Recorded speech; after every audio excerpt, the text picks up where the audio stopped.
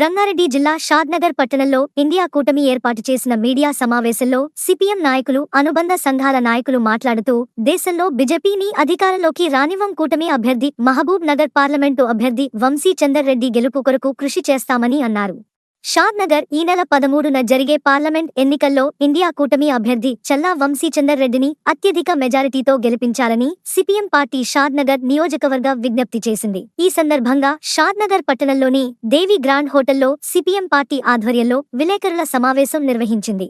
ఈ సమావేశంలో CPM party జిల్లా కార్యదర్శి వర్గ సభ్యులు ఎన్ రాజు మాట్లాడుతూ, బీజేపీ బందిఖాన నుండి దేశాన్ని విముక్తి చేద్దాం, ఓటుతో బీజేపీని ఓడిద్దాం, మత రాజ్యం వద్దు, ప్రజాస్వామ్యమే హద్దు అనే సిపిఎం ముద్రించిన బుక్లెట్ ను సిపిఎం శ్రేణులతో కలిసి విడుదల చేశారు. అనంతరం సిపిఎం జిల్లా కార్యదర్శి వర్గ సభ్యులు ఎన్ రాజు మాట్లాడుతూ, బీజేపీ దాని మిత్రపక్షాలను ఓడించాలని, ఇండియా వేదిక భాగస్వాములైన కాంగ్రెస్ మహబూబ్ నగర్ పార్లమెంటు అభ్యర్థి చల్లవంశీ చందర్ రెడ్డి హస్తం గుర్తుకు ఓట్లు వేయించి గెలిపించాలని పిలుపునిచ్చారు. మే 13న జరిగే పార్లమెంటు ఎన్నికలలో బీజేపీ బీఆర్ఎస్ ను ఓడించాలని, కాంగ్రెస్ అభ్యర్థి వంశీ చందర్ రెడ్డిని హస్తం గుర్తుపై ఓట్లు వేసి గెలిపించాలని పిలుపునిచ్చారు. 10 ఏళ్ల బీజేపీ పాలనలో ప్రజల సమస్యలు పరిష్కరించడంలో విఫలమైందని, ఎమర్జెన్సీని మించిన నియంతృత్వ పోకడలు పోతున్నదని, రాజ్యాంగం మౌలిక సూత్రాలైన ప్రజాస్వామ్యం, లౌకిక విలువల మీద దాడి చేస్తున్నదని, మతం పేరుతో, రాముడి పేరుతో ప్రజల దృష్టిని మరలిస్తుంది, మత ప్రాతిపదిక మీద ప్రజల మధ్య విభజన సృష్టిస్తున్నదని విమర్శించారు. ఓటు బ్యాంకు రాజకీయాలు చేస్తున్నదని, ఈసారి మళ్లీ అధికారంలోకి వస్తే రాజ్యాంగాన్ని రద్దు చేసి మతరాజ్యం స్థాపించాలని బీజేపీ ప్రయత్నిస్తున్నదని అన్నారు. ఈరోజు దేశ ప్రజలంతా మతం గురించి మాట్లాడుకునేటట్టు చేస్తుంది తప్ప ఏ ప్రభుత్వాలు ఏం చేసినాయి అనేటటువంటిది మాత్రం చూసే పరిస్థితి లేదు. దేశంలో ఇప్పుడు కొన్ని ఎలక్షన్స్ జరిగినాయి. ఆ ఎలక్షన్స్ జరిగినటువంటి రాష్ట్రాల్లో బీజేపీ ఓటమి ఖాయమైంది. ఆ ఖాయం కావడంతో నరేంద్ర మోడీ ఆయనకి ఏం చేయాలనో అర్థం కాని పరిస్థితుల్లో ఈరోజు దేశ ప్రజలందరినీ రెచ్చగొట్టేటటువంటి పని చేస్తూ ఉన్నాడు. ఈరోజు బహిరంగంగానే చెప్తుండు, హిందువులకు సంబంధించినటువంటి డబ్బులు మొత్తం తీసుకుపోయి పుస్తకాలు అమ్మి ఈరోజు వాటి అన్నింటినీ ముస్లింల కోసం ఖర్చు పెడతారని చెప్పేసి ఒక దేశ ప్రధాని ఆ పద్ధతుల్లో మాట్లాడుతూ ఉన్నాడు. అట్లాగే ఇదొక్కటే కాదు, మణిపూర్లో మనం చూసినాము, అక్కడ ఉన్నటువంటి 2 గిరిజన తెగలను రెచ్చగొట్టి ఒకరి మీద ఒకరు దాడులు చేసుకునేటట్టుగా చేశారు. ఆ రాష్ట్రంలో ఈరోజు ఆ ప్రజలందరూ బాగా వ్యతిరేకించడంతో ఆ రాష్ట్రంలో బీజేపీ పోటీ కూడా చేసేటటువంటి పరిస్థితులు లేకుండా పోయింది. ఒరిస్సాలో కూడా అదే రకమైనటువంటి ప్రయత్నం చేశారు, హిందూ ముస్లింలను రెచ్చగొట్టేటటువంటి పని చేశారు. ఈ రకంగా దేశవ్యాప్తంగా ఎక్కడ కూడా ప్రజలను ప్రశాంతంగా ఉండనీయకుండా వాళ్ళని ఏదో ఒక సెంటిమెంట్కు రెచ్చగొట్టి ఆ సెంటిమెంట్ను ముందలకేసి ఈరోజు ఓట్లు దండుకోవాలనేటటువంటి ప్రయత్నం బీజేపీ చేస్తూ ఉంది. ఈ తరుణంలో దేశవ్యాప్తంగా ఉన్నటువంటి అన్ని పార్టీలు కలిసి ఇండియా కూటమిగా ఏర్పడి ఈ ఇండియా కూటమి ద్వారా దేశ ప్రజలకు రక్షణ కల్పించాలనేటటువంటి ఉద్దేశంతో ఈరోజు కాంగ్రెస్ను బలపరిచేటటువంటి పని చేస్తాయని, ఆయా రాష్ట్రాల్లో ఎన్నికలు జరిగినటువంటి రాష్ట్రాల్లో ఇండియా కూటమి ఒక మంచి పర్ఫార్మెన్స్ ఇచ్చింది. అక్కడ ఉన్నటువంటి ప్రజానీకం అంతా విశ్వసిస్తూ ఉన్నారు. ఈరోజు మాకు ప్రత్యామ్నాయం ఇండియా కూటమి తప్ప ఈ బీజేపీ కాదు, కాబట్టి మా బీజేపీ మళ్ళీగిన అధికారంలోకి వస్తే మరి ఈ దేశాన్ని మొత్తం తాకట్టు పెట్టేస్తుంది అనేటటువంటి పద్ధతుల్లో ప్రజలు కూడా ఆలోచన చేస్తూ ఉన్నారు. ఇక్కడ కూడా స్థానికంగా ఉన్నటువంటి పరిస్థితుల్లో ఇక్కడ కూడా అనేక రకాల ప్రయత్నాలు బీజేపీ వాళ్ళు చేస్తూ ఉన్నారు. అనేక రకాల తగాదాలు క్రియేట్ చేయడానికి, ప్రజల మధ్య విద్వేషాలు రెచ్చగొట్టడానికి ప్రయత్నాలు చేస్తూ ఉన్నారు. అవన్నీ ఏం పట్టించుకోకుండా ప్రజలు కూడా ఇండియా కూటమిని బలపరచాలని చెప్పేసి మేము విజ్ఞప్తి చేస్తూ ఉన్నాం. ఈ నియోజకవర్గంలో ప్రధానంగా వంశీ చందర్ రెడ్డి గారు, అట్లాగే డీకే అరుణ, తర్వాత మన్నే శ్రీనివాసరెడ్డి వీళ్ళు ప్రధాన పోటీదారులుగా ఉన్నారు. వీళ్ళకి సంబంధించిన దాంట్లో ఉగాన్నేమో 5 సంవత్సరాల పాటు అధికారంలో ఉన్నటువంటి వ్యక్తి ఎప్పుడూ మహబూబ్నగర్ అంశాలను ప్రస్తావించకుండా పార్లమెంట్లో ఇలాంటి ప్రశ్నోత్తరాల సమయంలో కూడా మన జిల్లాకు సంబంధించినటువంటి ఏ ఒక్క విషయాలు కూడా మాట్లాడనటువంటి వ్యక్తి పోటీలో ఉన్నాడు. అట్లాగే చాలా కాలం పాటుగా కాంగ్రెస్ పార్టీలో పనిచేసింది, తర్వాత బీజేపీలోకి వచ్చింది అరుణ. ఆమె మీద మాకేం వ్యక్తిగతమైనటువంటి ద్వేషం ఏం లేదు. కానీ ఆమె పోటీ చేస్తున్నటువంటి పార్టీ మాత్రం ఈరోజు దేశాన్ని సర్వనాశనం చేసింది, కార్మిక హక్కులను తాకట్టు పెట్టింది, కార్మిక హక్కులు కాలరాసేటటువంటి పార్టీ అది. అందుకనే మేము బీజేపీని వ్యతిరేకిస్తున్నాం. ఆమెకు కూడా ఓట్లు వేయకూడదు, ప్రజలు ఆమెకు సపోర్ట్ చేయకూడదు అని చెప్పేసి విజ్ఞప్తి చేస్తున్నాం. ఇండియా కూటమికి సంబంధించినటువంటి అభ్యర్థి వంశీచంద్ర రెడ్డి ఈరోజు ఆయన కూడా గతంలో విద్యార్థి సంఘం నాయకుడిగా రాజకీయాల్లోకి వచ్చిండు, కింది స్థాయి నుండి ఎదిగినటువంటి వ్యక్తి. ఈరోజు ఇంతకుముందు ఎమ్మెల్యేగా కూడా పనిచేసిండు. ఆ ఎమ్మెల్యేగా పనిచేసినటువంటి సందర్భాల్లో పేద ప్రజలతో కనువిడిగా ఉన్నటువంటి వ్యక్తి. అందుకనే అతన్ని ఇండియా కూటమి బలపరుస్తూ ఉంది. ఆయనకు ఇక్కడ మన మహబూబ్ నగర్ నియోజకవర్గ పరిధిలో ఉన్నటువంటి ప్రజలందరూ ఒక్కసారి ఆలోచన చేసి ఖచ్చితంగా వంశీచంద్ర రెడ్డికి హస్తం గుర్తు మీద ఓటేసి గెలిపించాలని చెప్పేసి సిపిఎం పార్టీగా మేము విజ్ఞప్తి చేస్తూ ఉన్నాం.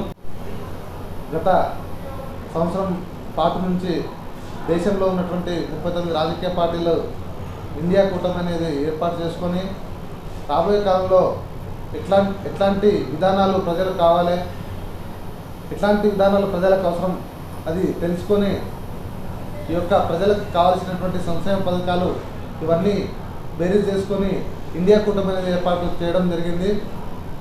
అందులో భాగంగానే సిపిఎం పార్టీగా కూడా ఇండియా కూటమిలో భాగస్వామ్యం అయి ఉన్నది. ఇప్పటికే దేశంలో జరిగిన ఎన్నికల్లో సిపిఎం పార్టీగా కొన్ని చోట్ల పోటీ చేస్తున్నాం.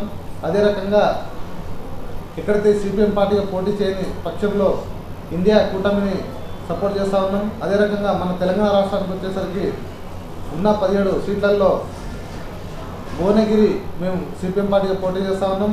అదే రకంగా మిగతా 17 స్థానాల్లో ఎక్కడైతే బీజేపీ బలంగా ఉందో అక్కడ బీజేపీని ఓడగొట్టాలి, మతతత్వ పార్టీని ఓడగొట్టాలని చెప్పేసి ఈ యొక్క సిపిఎం పార్టీగా నినాదం తీసుకొని ఇండియా కూటమిలో ఉన్నటువంటి కాంగ్రెస్ పార్టీగా పోటీ చేస్తున్నటువంటి వాళ్ళకు సపోర్ట్ చేస్తూ ఉన్నాం. వాళ్ళకు ఈ ఎలక్షన్ వరకు ఓట్లు వేస్తూ ఉన్నాం, గెలిపిస్తూ ఉన్నాం. కాబట్టి రాబోయే కాలంలో ఖచ్చితంగా ఇండియా కూటమి అధికారంలోకి వస్తే ఆ యొక్క ప్రజల యొక్క సమస్యలను అదే రకంగా పోరాటం చేస్తాం, అదే రకంగా పరిష్కరించామని చెప్పేసి చెప్తాం.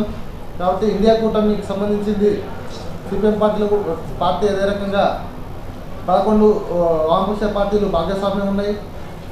నిరంతరం ప్రజల కోసం పోరాటం చేసే ఎర్రజెండా పార్టీలు కూడా ఇండియా కూటమిలో ఉండడం మంచి శుభపరిణామం. అదే రకంగా రాబోయే కాలంలో ప్రజలకు సమస్యలు పరిష్కరించాలని చెప్పేసి ఇండియా కూటమి అధికారంలోకి వచ్చిన తర్వాత కూడా ప్రజలకు సమస్యలు పరిష్కారం చేయకుంటే వాళ్ళపై కూడా పోరాటం చేస్తామని చెప్పి తెలియజేస్తా ఉన్నాం.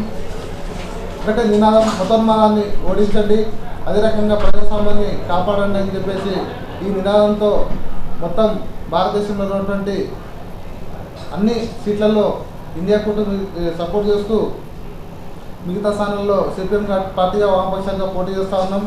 బీజేపీ అధికారంలోకి వచ్చిన తర్వాత అంటే మొన్నటి వరకు ఏం చెప్తున్నారంటే బీజేపీ నాయకులు 400 సీట్లు మాకు ఇస్తే భారత రాజ్యాంగాన్ని మార్చేస్తాం, అదే రకంగా భారత రాజ్యాంగాన్ని మార్చేస్తామని చెప్పి చెప్తా ఉన్నారు. భారత రాజ్యాంగాన్ని మార్చేయడం అంటే ఈరోజు ఎస్సీ ఎస్టీ బీసీలకు ఉన్నటువంటి రిజర్వేషన్లను తీసేయడం, అదే రకంగా వాళ్ళ యొక్క హక్కులను కాలరాయడం అని చెప్పేసి బాబాసాహెబ్ అంబేద్కర్ రాసినటువంటి రాజ్యాంగాన్ని తీసేయడం అంటే చాలా హేమమైన చర్య. కాబట్టి అట్లాంటి బీజేపీని అధికారంలో రానియకుండా చూడాలని చెప్పేసి కోరుతున్నాం. అదే రకంగా ప్రజల మధ్యలో నిరంతరం విద్వేషాలు రెచ్చగొడుతూ హిందూ ముస్లిం, హిందూ క్రిస్టియన్ అని చెప్పేసి మతోన్మాదం పేరుతో రాజకీయం చేసేటువంటి బీజేపీని ఎక్కడెక్కడ ఓడగొట్టాలని చెప్పేసి తెలియజేస్తూ ధన్యవాదాలు.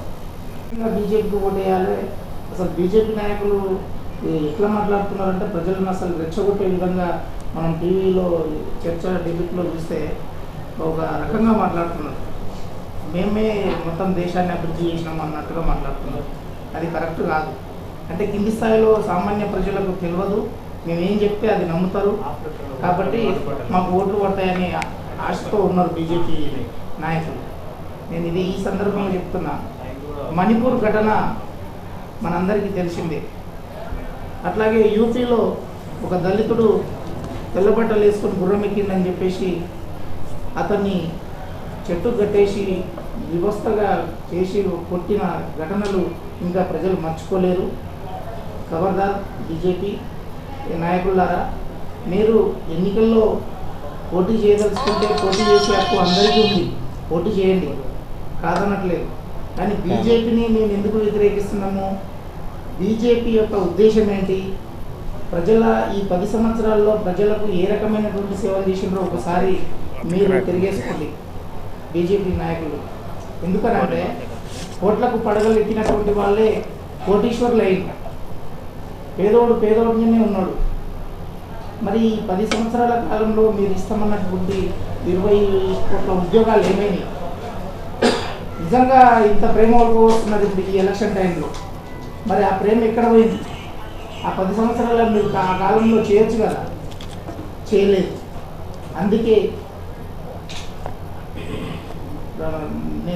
అందుకే దేశంలో ఇండియా కూటమి అని చెప్పేసి ఒక కూటమి పెట్టిండ్రు. ఆ కూటమిలో అన్ని రకాల అంటే బ్లాక్వర్డ్ క్లాసెస్కు సంబంధించినటువంటి పార్టీలు కానీ, ఇట్లే సమస్యల మీద పనిచేసే రాజకీయ పార్టీలు ఉన్నాయి. ఆ బ్లాక్వర్డ్ క్లాసులు కానీ ఇండియా కూటమిలో ఉన్నటువంటి వాటిని అటు 39 పార్టీలు, అట్లాంటి పార్టీలను మేము సపోర్ట్ చేస్తూ, అట్లాగే మేము కూడా ఇండియా కూటమిలో ఉన్నాం కాబట్టి మేము కూడా భువనగిరిలో పోటీ చేస్తున్నాం. అలాగే కేరళలో, పశ్చిమ బెంగాల్లో, తర్వాత త్రిపురలో, అన్ని చోట్ల వీలున్న చోట్ల సిపిఎం పార్టీ ఎంపీలను నిలబెట్టి పోటీలో నిలబెట్టింది. అలాగే మీకు కూడా తెలుసు, ప్రజలకు మేము ముఖ్యంగా అప్పీల్ చేస్తున్నది ఏంటంటే ప్రజల కోసం పోరాటం చేసి ప్రజలకు న్యాయం జరగాలని చెప్పేసి నిరంతరము ప్రజల సమస్యలపైన పోరాడేటువంటి పార్టీలకు దయచేసి మీరు ఓటేసి గెలిపియండి. ఇది మా ముఖ్యమైనటువంటి అప్పీలు. ఎందుకనంటే ఈరోజు రాజ్యాంగంపై దాడి జరిగే ప్రమాదం ఉంది. 400 సీట్లు బీజేపీ ఎందుకు అడుగుతుంది? దాని వెనుక ఉన్నటువంటి ఆంతర్యం ఏంటి అని అంటే రాజ్యాంగాన్ని ఎత్తేయాలని, కొత్త రాజ్యాంగాన్ని రాయాలని. ఇది సాధ్యమా? ఒక బాబాసాహెబ్ మన ఇచ్చినటువంటి గొప్ప వరము రాజ్యాంగం, ఓటు హక్కు. ఇది కనుక లేకుండా ఉంటే ఇప్పటికీ మన భారతదేశంలో దళితులు కానీ, ఎస్సీ ఎస్టీ బీసీ మైనార్టీలు కానీ ఇంకా బానిసలుగానే ఉండిపోదు. ఇప్పటికీ కూడా మనకు తెలుసు కొన్ని గ్రామాల్లో పెత్తందారుల వ్యవస్థ నడుస్తూ ఉన్నది. మన షాద్నాథ్ నియోజకవర్గంలోనే అది కొన్ని గ్రామాల్లో మనం చూస్తూ ఉంటాం. అప్పుడప్పుడు విలేకరులుగా మాకంటే మీకే బాగా తెలుసు. కాబట్టి ముఖ్యంగా నేను కోరేది ఏంటంటే, మిత్రులు అనేక విషయాలు చెప్పారు, ఎక్కువ విషయాల్లోకి వెళ్ళదలుచుకోలేదు. ఇప్పుడు ఉన్నటువంటి ఈ ఎంపీ ఎలక్షన్స్, పార్లమెంట్ ఎన్నికల్లో